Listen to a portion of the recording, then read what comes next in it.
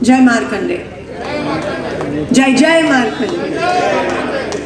मी आज महेश अण्णांचे मनापासून अभिनंदन करते, आभार मानते की अनेक जणांनी तुम्ही म्हणाल्याप्रमाणे हा कार्यक्रम फेल घालवण्याचा प्रयत्न केला, पण एवढ्या लवकर सोलापुरात एवढी चांगली उपस्थिती कमी असते आणि एवढे सगळे तुम्ही या ठिकाणी आलात, सगळे महत्त्वाचे पदाधिकारी या ठिकाणी आहेत, त्याबद्दल तुमचं मनापासून महेशांना अभिनंदन करते। आज माहिती आहे म्हणून तुम्ही सूर्यवंशी, कोटे काका नेहमी म्हणायचे सूर्यवंशी चंद्रवंशी, पण हा कार्यक्रम तुम्ही सक्सेस करून दाखवलात। तुम्ही साहेबांना आणि मला या कार्यक्रमासाठी बोलवलात, मला प्रमुख अतिथी म्हणून या कार्यक्रमासाठी बोलवलात। मी मनापासून आपल्या सगळ्यांची समाजाची ऋणी आहे। मी आज माझ्या मनातून आभार व्यक्त करायला पण इथे उभी आहे।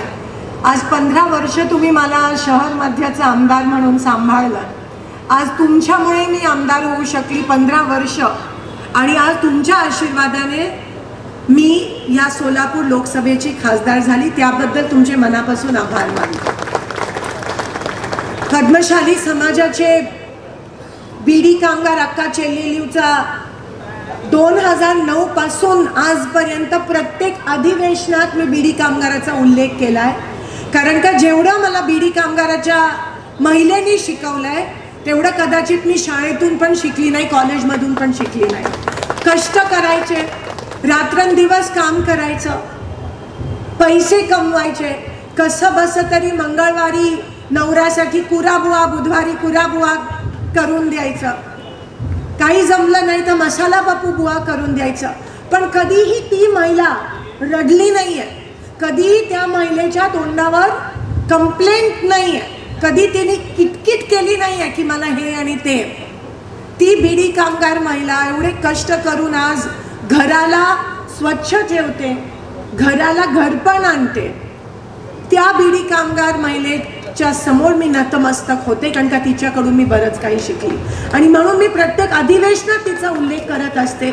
एवढंच नाही महेशांना, तुम्ही म्हणालात की बीडी बीडी उद्योग अडचणीत आहे, नक्कीच, पण मी तुम्हाला आठवण देऊ इच्छिते। आणि आज खरं तर काँग्रेसमधून तुम्ही बाहेर गेलात, पण तुमच्यातली काँग्रेस अजून जिवंतच आहे, कारण तुम्ही जेव्हा भाषण करता तेव्हा एक राउंडेड सर्वधर्म समभाव, अतिशय संविधानाला घेऊन लोकशाहीला मानणारा एक नेता हा भाषण करतो असं आम्हाला वाटतं, जे आजकाल दिसत नाही। आज संविधान आणि लोकशाही कोणी मानत नाही, पाळत नाही, पण बीडी कामगारांचा जेव्हा उल्लेख करते तेव्हा जेव्हा बीजेपी सत्तेत आली तेव्हा बीडीच्या पॅकेटवर ते जे डेंजरचं चित्र असतं ते आणलं त्यावेळेस, आणि त्याच्यामुळे बीडीचा कंझ्युमर कमी पडला। मी दिल्लीपर्यंत मोर्चा नेला आणि मग ते कुठेतरी कमी झालं, ते जे चित्र असतं ते चित्र काढण्यात आलं, सगळ्यांनी आम्ही आवाज उठवला आणि बीडी कारखाने आणि बीडी उद्योग वाचला। पण अजूनही बीडी उद्योगावर टांगती तलवार आहे। जोपर्यंत महिलांना एक वेगळा उद्योग मिळत नाही, एक पॅरलल उद्योग मिळत नाही, तोपर्यंत आमच्या डोक्यावर टांगती तलवार असणार आहे। तुम्ही म्हणालात रेडीमेड गारमेंट, पण रेडीमेड गारमेंट पण अडचणीत आहे। महिलांच्या घरोघरी जसं जाऊन त्या बीड्या वळतात, त्याचं घरोघरी त्यांना उद्योग देणं गरजेचं आहे। घरोघरी प्रत्येक महिलेच्या घरी शिलाई मशीन पोचली पाहिजे, ह्या मनाची मी आहे, आणि त्या पद्धतीत आपण सगळे मिळून काम करणं गरजेचं आहे। पण त्यासाठी समाजामध्ये एकी राहणं खूप महत्त्वाचं आहे। लहाना तोंडी मोठा घास मला घ्यायचा नाही आहे, पण 15 वर्षात मी खूप अनुभव घेतले, 16 वर्षात मी खूप अनुभव घेतले। बऱ्याचदा समाजाला एकत्रित ठेवण्यात आपला खूप वेळ जातो। रेणुकाताई, तुम्हाला माहिती आहे समाजामध्ये प्रामाणिक काम करणारे लोक खूप आहेत, पण काही मोठ्या मोठ्या नेत्यांमुळे समाजाच्या एकीकरणाला कुठेतरी धोका झालाय, हे मी स्पष्टपणे या ठिकाणी बोलते। जो सामान्य तळागाळातला कार्यकर्ता आहे तो त्याच्या मनात बिलकुल कोणत्याही प्रकारची द्वेष नाही आहे, पण काही ठराविक लोक जे प्रतिनिधित्व करतात त्यांच्या मनात कदाचित असावा, आणि म्हणून समाजात एकी नाहीये, एक दुसऱ्याचे पाय खेचायचा प्रयत्न करतात. यंत्रमाग कामगार कल्याण मंडळ हे खूप महत्त्वाचं आहे. यंत्रमाग कामगार कल्याण मंडळ जेव्हा काँग्रेसची सत्ता होती महाराष्ट्रात तेव्हा यंत्रमाग कामगार कल्याण मंडळाची स्थापना झाली होती. पण BJP आली आणि यंत्रमाग कामगार कल्याण मंडळ काय हे त्यांना माहितीच नाही. माथाडी कामगार कल्याण मंडळ आणि यंत्रमागमध्ये ते फरकच सांगू शकले नाही. अशी लोक आपल्या महाराष्ट्रावर राज्य करत होती. म्हणून त्याचा पण निषेध होणं महत्त्वाचं आहे. प्रकाश आव्हाडेजींनी यंत्रमाग कामगार कल्याण मंडळ त्या ठिकाणी त्याची अग्रेसिव्हली स्थापना केलेली आदरणीय आडम मास्तर पण होते. आम्ही ते पुढे नेलं. सुतावर 1% लावून यंत्रमाग कामगार कल्याण मंडळचं कॉर्पस फंड झालं पाहिजे. जसं बांधकाम कामगार कल्याण मंडळाचं होतं तसं त्याला चालना मिळावी म्हणून आम्ही प्रयत्न केला. पण BJPने आमचा तो प्रयत्न फेटाळला. आज एवढे वर्ष सत्तेत आहेत पण ना सेंट्रल गव्हर्नमेंट ना स्टेट गव्हर्नमेंटकडून एकदा पण यंत्रमाग कामगार कल्याण मंडळाचा उल्लेख होत नाही. बीडी कामगार तर अस्तित्वातच नाही आहेत. एकदा पण पार्लमेंटमध्ये त्यांचा उल्लेख होताना मला दिसलं नाही किंवा विधिमंडळात होताना दिसलं नाही. रेडीमेड गार्मेंटचा पण तोच प्रश्न आहे. टेक्स्टाईलची आज बुद्धारामजी असतील, पेंटप्पा गड्डमजी असतील, प्रो चायना पॉलिसी जी ह्या गव्हर्नमेंटची झाली आहे ज्याच्यामुळे आपला टेक्स्टाईल मार खातोय. खरं तर सगळीकडे एजंटच आहेत. काल दरवाढ झाली आहे. तूर आणि सोयाबीन एवढं मोठं प्रोडक्शन झाले आहे तरी दरवाढ झाली आहे. ह्यासाठी शासन कारणीभूत आहे.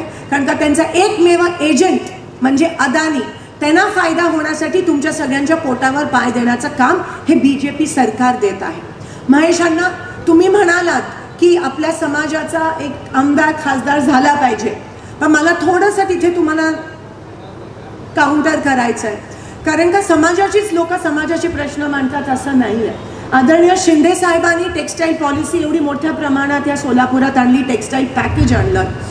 तुम्ही मला एवढ्या मोठ्या प्रमाणात आशीर्वाद दिला. 15 वर्ष तुमचं नेतृत्व करायची संधी दिली आणि मला तुमची सेवा करण्याची संधी मिळाली. यंत्रमाग कामगार बीडी कामगारांबद्दल मी प्रश्न मांडू शकले असते. पण समाजाचं प्रतिनिधित्व लोकसभेत आणि विधानसभेत वाढायला पाहिजे या मताची मी आहे. 100% तर समाजाला ताकद मिळते. पण जेव्हा प्रश्न मांडायचा विषय येतो तेव्हा फक्त समाजाची लोक मांडतात असं नाही आहे. आम्ही पण सक्षमरित्या समाजाचे प्रश्न मांडले कारण का शेवटी आशीर्वाद तुमचा आहे.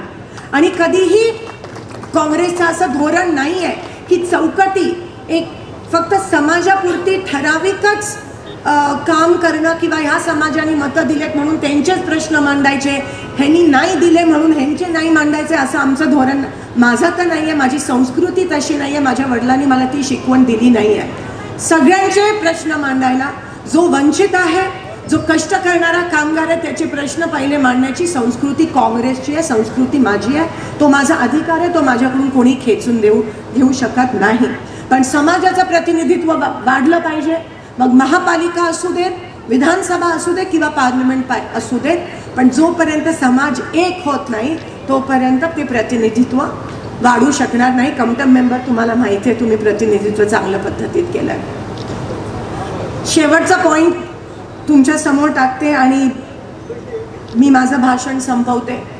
लोकसभेच्या इलेक्शनमध्ये आपल्या देशाला खूप मोठी कीड लागली, फंगस लागली. आपल्या देशाला दृष्ट लागली ध्रुवीकरणची. हिंदू मुस्लिमचा वाद BJPने आपल्या देशामध्ये पेटवला. जात पात धर्मावर BJPने राजकारण केलं. त्या गोष्टीला अनेक जण बळी पडले. असं जेव्हा होतं, जेव्हा कामाला महत्त्व न देता आपण धर्माच्या राजकारणामध्ये अडकतो तेव्हा समाजाचं नुकसान होतं. महेशांना म्हणाल्याप्रमाणे आपण सगळे हिंदू आहोत. आपण सगळे देवधर्म करतो. कदाचित मी जास्त करते पूजापाठ, आम्ही सगळे करतो. पण धर्माचं राजकारण मी करत नाही. समाजाचं राजकारण मी करत नाही. धर्माच्या नावावर मी वोट आजपर्यंत मागितले नाही आहेत. पण तुम्ही मतदान केलंय मला. हाच समूह ज्यांनी एकेकाळी सर्व धर्म समभावावर मतदान केलंय, ह्या वेळेस ह्या समूहाला काय झालं, ह्या वेळेस या समाजाला काय झालं हा प्रश्न मला तुम्हाला विचारायचा. तुम्ही कामाला महत्त्व दिलंय, तुम्ही माणसाला महत्त्व दिलंय. तुम्ही कधी धर्म जातपात अडकला नाही. आज तुम्ही पुढे जायच्या ऐवजी मागे जाताय. तुम्ही प्रोग्रेसिव्ह नाही होता, तुम्ही मागे जाताय. आपला देश मागे जाताय. पण ही धोक्याची घंटा आहे, ही धोक्याची घंटा आहे आपल्या देशासाठी. उद्या काम करणारी लोकच राहणार नाहीत, फक्त दंगल पेटवणारी, समाजामध्ये तेढ निर्माण करणारीच लोक राहतील ह्या देशात. आणि मग आपण काय करणार? बसूया बोलणं. मला खरंच मी वाट पाहत होती की मी तुमच्या समोर येऊन कधी बोलवले, आणि तुम्ही माझे आहात, ह्याबद्दल वाद नाही आहे. मी प्रत्येकाला ओळखते, प्रत्येकाने माझ्याकडे येऊन काम करून घेतलंय. मी गेली नाही, मी आली नाही तुमच्याकडे जास्त इलेक्शनमध्ये. हा माझा इलेक्शनचा विषय नाही आहे. मी निवडून आली, माझ्या इलेक्शनचा विषय नाही आहे. मला देशासाठी वाईट वाटतं, मला या मातृभूमीसाठी वाईट वाटतंय, कारण काय मातृभूमीचे तुकडे करायला ही भाजप सरकार निघाले. आज मुद्द्यावर पण भाषणं होत नाही. काय त्यांच्याकडे मुद्दे सांगा, काय विकास कामं केली? आज विमानतळ, अहो विमानतळ आणि विमान सेवा मधला फरकच त्यांना कळला नाही. विमानतळाचं उद्घाटन शिंदे साहेबांनी अनेक वर्षा आधी केलंय. शिंदे साहेबांच्या वाढदिवसाला 30 विमानं लँडिंग आणि टेक ऑफ सोलापूर विमानतळावर झालेली, आणि हे आज विमानतळाचं उद्घाटन करताय. आम्हाला फसू नका, तुम्ही फसू नका. आम्हाला विमानतळ नको आहे. विमानतळ आपल्या इथे आहे, आपल्याला विमान सेवा पाहिजे. विमान सेवेचा एक पण उल्लेख केला नाहीये. कोणत्याही कंपनीशी अजूनही गव्हर्नमेंट बोलली नाहीये. हे फक्त इलेक्शनच्या तोंडावर तुम्हाला फसवण्याचा गेम प्लॅन आहे, दुसरं काही नाहीये. इलेक्शनच्या ऐन तोंडावर यांची घोषणाबाजी चालू आहे. विमान सेवा जोपर्यंत सुरू होत नाही तोपर्यंत तुमच्या आवडीचा IT पार्क होणार नाही, आणि विमान सेवा अजूनही सुरू झाली नाही. आणि म्हणून मला द्वेष आहे, म्हणून मला वाईट वाटतं की BJP आपल्या देशाला, आपल्या लोकांना कशी फसवते. ही वेळ आहे की देशाचा विचार करा. कोणत्याही प्रकारची कट्टरता हा अतिरेकच असतो, लक्षात घ्या.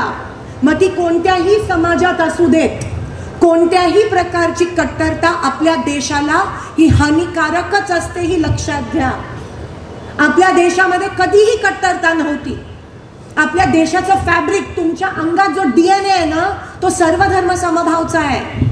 आधीपासून तुम्ही सर्वधर्म समभावला मतदान केलं आहे. पण ही BJP तो DNA बिघडवायचा प्रयत्न करते, कारण का त्यांनी कामं केली नाही आहेत. म्हणून लोकांमध्ये भेदभाव निर्माण करून मतं मागा. तुम्ही बघा त्यांची भाषणं माझ्या लोकसभेच्या इलेक्शनमध्ये कुठून लोक आली आणि सोलापुरात फक्त दंगली पसरवायचा प्रयत्न केला. अशी भाषणं असतात. अहो लोकसभा आहे ती लोकसभा, ते एवढं पवित्र मंदिर आहे लोकशाहीचं. तुम्ही कामाबद्दल बोला, विकासाबद्दल बोला, आमच्या कामगारांबद्दल बोला, आमच्या बीडी उद्योगाबद्दल बोला, कोणीच काही बोललं नाही. पंतप्रधान म्हणालेले की आम्ही येऊन इकडे यंत्रमागा ना पोलिसांच्या युनिफॉर्म नेऊ. यंत्रमाग हे टॉवेल आणि चादरी, पोलिसांचे युनिफॉर्म, रेडीमेड गारमेंट. कोणतेही एक दिलेलं वचन त्यांनी पूर्ण केलं नाही. हात जोडून विनंती करते सोलापूरसाठी आणि या देशासाठी आणि समाजासाठी. आम्ही लढू, आम्ही रान पेटवू, आम्ही रस्त्यावर येऊ समाजासाठी. आणि मी करते, कळकळीने मी काम करत असते. पकडा आम्हाला, कान धरा नाही केला तर, पण एकत्र राहून या सोलापूरला, या यंत्रमाग कारखान्यांना, या बीडी कारखाना कामगारांना वाचवायचं असेल तर एकत्र येऊन या ध्रुवीकरणाच्या रोगाला बळी पडू नका. एकत्र येऊन सर्वधर्म समभाव, लोकशाही आणि संविधानाला टिकवा. हे लक्षात ठेवा की देश सर्वश्रेष्ठ असतं, मातृभूमी सर्वश्रेष्ठ असते. मातृभूमीचे तुकडे करायला कोणालाही अधिकार नाही आहे. आणि म्हणून हात जोडून विनंती करते, कामाला, कार्याला महत्त्व द्या. काम करणाऱ्या, कार्य करायला लोकांना विसरू नका. तरच समाज पुढे जाईल, तरच समाजातली लोक पुढे येतील. कारण का समाजामध्ये पण अनेक अशी लोक आहेत जी रात्रंदिवस कष्ट करून समाजाला पुढे नेतात, पण YouTube आणि WhatsAppवर कधी येत नाही. महेशांना तुम्ही मला विचारलं तर YouTube आणि WhatsAppवर येणारी लोक बिनकामाची असतात, जे ट्रोलिंग करतात, जे पोस्ट टाकतात. आता गप्पा बसायचा नाही. कोणीही चुकीची पोस्ट कोणत्याही समाजाबद्दल कोणीही काही टाकलं, देशाच्या विरोधात दंगल पेटवायची पोस्ट टाकली तर पोलिसाला कंप्लेंट करायला पाहिजे. मग बघूया कसे टाकलं. मी केली. अहो फक्त स्वतःवर जर हल्ला झाला तरच करायची का पोलिसावर कंप्लेंट? देशावर जर हल्ला होत असेल तर नाही करायची का? आणि करायलाच पाहिजे जर खोटं कोणी पसरवत असेल तर. कारण का सगळे बिनकामाची लोक व्हॉट्सअपवर असतात. जे तळागाळातले असतात ना, तुम्ही बघा कोणताही कामगार कधी व्हॉट्सअपवर आहे का? बीडी कामगारांमध्ये जाऊन बघा, फोनमध्ये कधी व्हॉट्सअप, त्यांच्याकडे तो स्मार्टफोन नसतोच. ते कष्ट करणारी लोक असतात. आणि म्हणून ही प्रथा, ही परंपरा जी आता ही बीजेपीनी तेढ निर्माण केला, ही तोडायला पाहिजे. तुम्ही तोडू शकता तर समाज पुढे जाईल, तर उद्योग पुढे जातील. मी माझ्या शेवटच्या श्वासापर्यंत या समाजासोबत आहे, कामगारांसोबत आहे. कधी विसरू नका.